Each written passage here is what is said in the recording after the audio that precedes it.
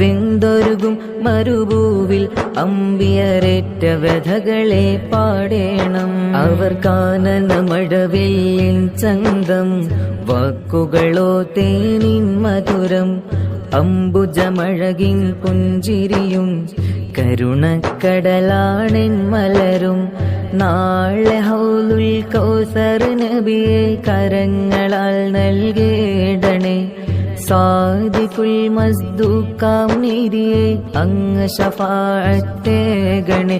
തിരുജന്നത്തിൽ കൂട്ടിയിടണേ.